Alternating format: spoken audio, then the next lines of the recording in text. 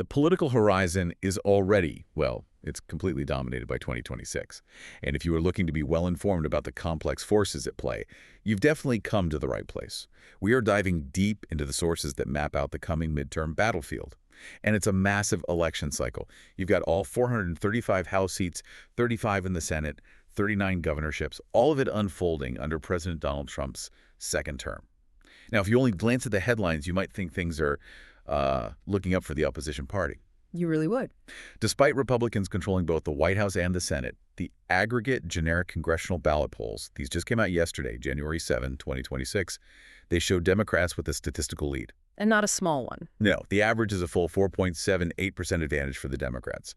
It's 45.12% to 40.34%. And that headline number, that nearly 5-point lead, that is the biggest political mirage out there right now. It's exactly why we need this deep dive. A mirage, okay. Yeah, the generic ballot, it measures a national mood, sure. But the structural reality of the electoral map means the Democratic Party is facing these severe, really self-inflicted ideological conflicts. And on top of that, a fundamentally brutal geographical disadvantage. That combination, it just severely threatens their ability to turn that popular feeling into any real power in 2026. So we have to look past the macro numbers, the big national poll, and really drill down into the micro battles. That's where the election is. Okay, let's unpack this structural threat, the thing that makes that plus 4.78% lead functionally irrelevant. Let's start with the basics of the map.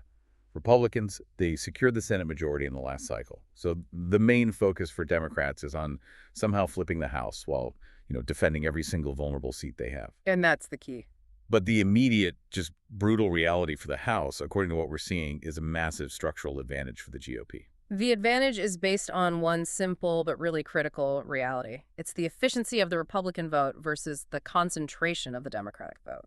Okay, break that down for us. Well, Democrats tend to win their districts by massive margins, 50, 60 points, totally unnecessary margins, really, all in these hyper-urban areas. Right. Republicans, they win their districts by smaller, more efficient margins, say 5 to 10 points. But they do it across a much wider, more competitive landscape. Which means the Democrats are basically playing defense in twice as many hostile seats. Look at the numbers from the last election cycle.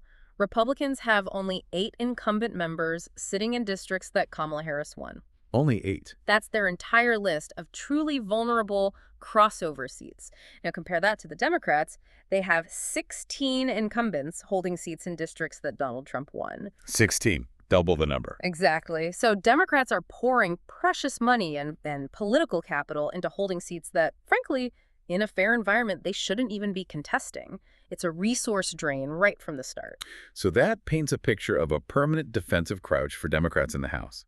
And the Senate map, it doesn't get any easier. Not at all. If they want to claw back the Senate, they have to go on offense in traditionally red territory. You've listed the key Republican-held seats in play: Maine, North Carolina, Texas, Ohio, Alaska, and Iowa. These are all states that back the president. And this is where the resources become even more critical. Maine is competitive, sure, but North Carolina, Texas, Ohio, Iowa, those are really heavy lifts. Yeah. And to compound this, we've got 2 high-stakes special elections for Republican seats in what are usually safe GOP states. Right.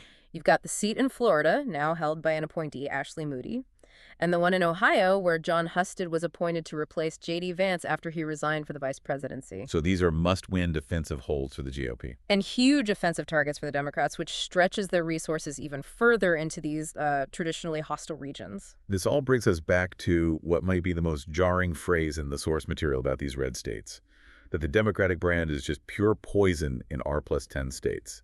Mm-hmm. For the listener, what exactly does R+10 mean? And what is the nature of that toxicity? So R+10 just means the Republican-based performance in that district or state is 10 points stronger than the national average. These are deeply conservative, often rural or exurban areas. And when the sources describe the brand as pure poison, they mean that the national Democratic identity, which is so heavily associated with progressive cultural and social views, it just creates an immediate visceral barrier. So it's not even about policy, like taxes? Not primarily. It's a sense that the national party is just completely alien to their local values. So if the brand itself is poison, what's the counter tactic? How do you even compete? The countertactic is to run away from the national party. We saw the blueprint for this with Dan Osborne in Nebraska back in 2024. Okay. He was an economic left populist, pro-worker focused on economic fairness. But, and this is key, he was culturally moderate. He ran as an independent, and he outperformed Kamala Harris by roughly 14 points in his district. Wow, 14 points. Yeah. And this forces the national party to confront a really painful truth.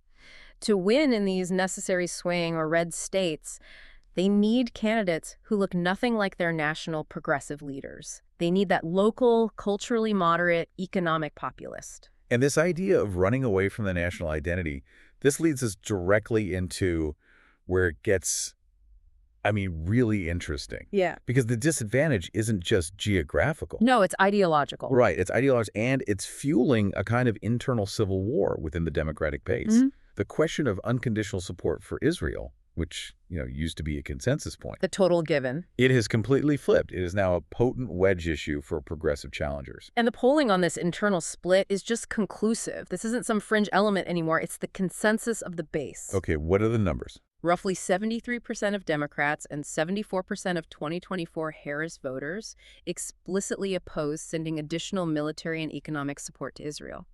That is a profound, fundamental disconnect between the vast majority of the party's voters and its historical leadership. And we are seeing this base sentiment being, weaponized in primary challenges. Exactly. It's created this new anti-AIPAC strategy. Challengers are actively refusing funding from the American Israel Public Affairs Committee. It's like a badge of honor for them now. A progressive purity test. That's what it is. Refusing that funding is seen as validation that they are truly representing the base's shift on foreign policy. But wait, isn't the argument that pushing hard left in primaries actually energizes the base enough to overcome a general election disadvantage? Are we sure this push is purely a liability? Well, that is the core tension, right? The sources suggest that while it guarantees primary success in deep blue districts, it creates disastrous liabilities outside of them. And we're already seeing centrist Democrats bend to this pressure in Washington. You have an example? Take Senator Angela Alsobrooks of Maryland. She completely reversed her previous position on conditioning aid to Israel.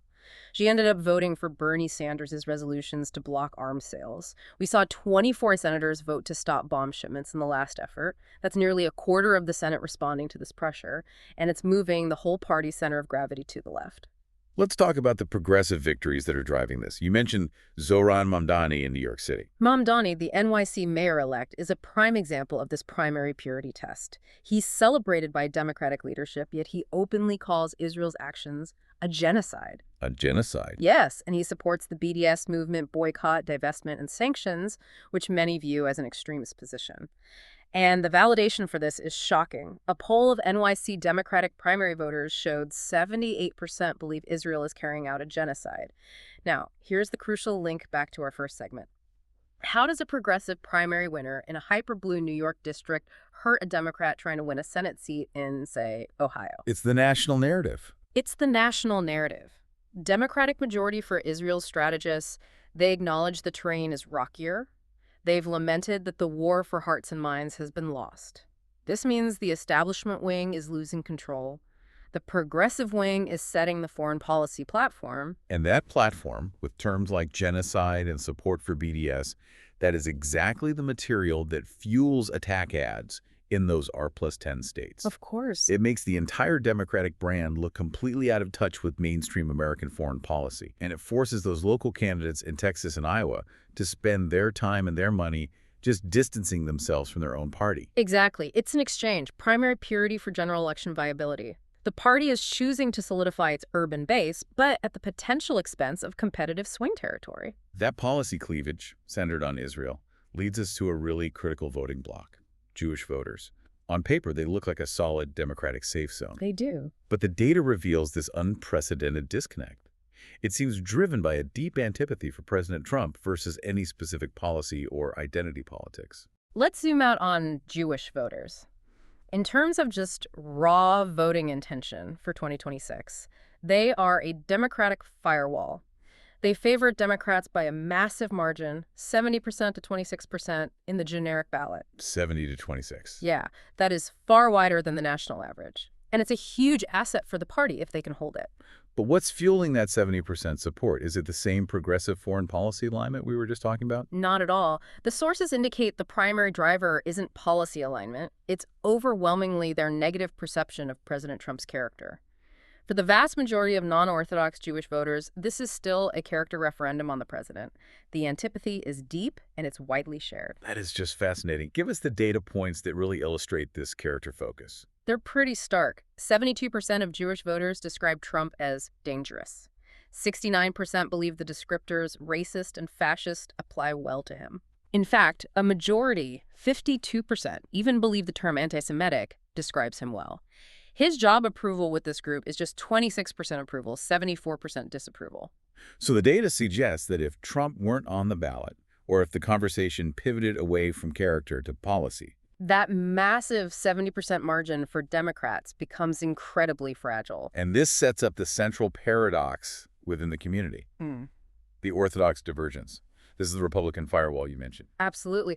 When you segment this electorate by denomination, the conservative Orthodox voters, they break sharply in the opposite direction.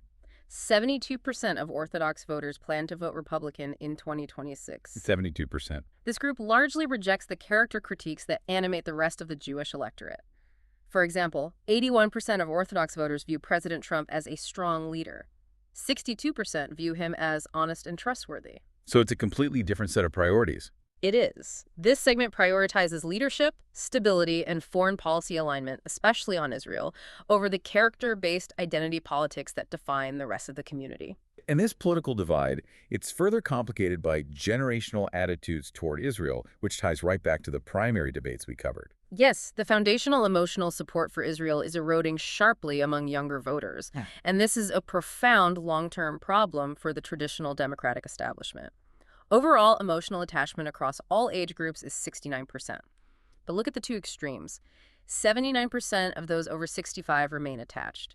They're deeply connected to the concept of Israel. Okay, and the younger voters. Among those under 35, attachment drops sharply to only 55%. That means nearly half of young Jewish voters feel not too or not at all attached. This generational erosion, it provides fertile ground for those progressive critiques. It ensures the Israel issue will continue to be an internal liability for the Democratic Party well past 2026. So let's bring it all back to the big picture.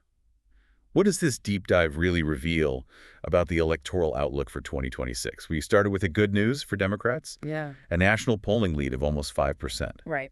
But that lead, it seems superficial when you measure it against the harsh reality of the map and their fracturing ideological base. The electoral outlook for Republicans remains highly favorable despite that national polling.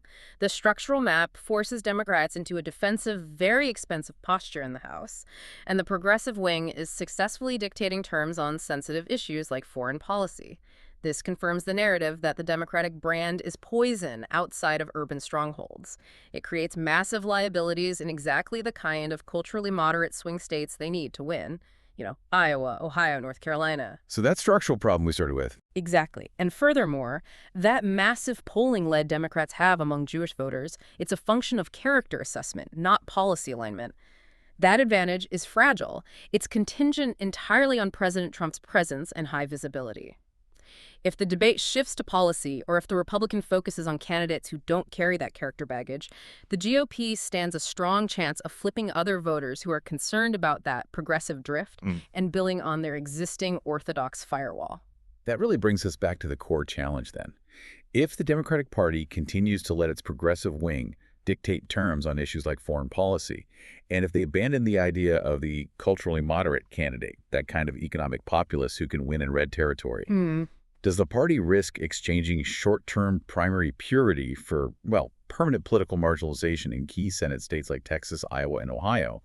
That is the question you need to be mulling over as the 2026 campaign formally kicks off.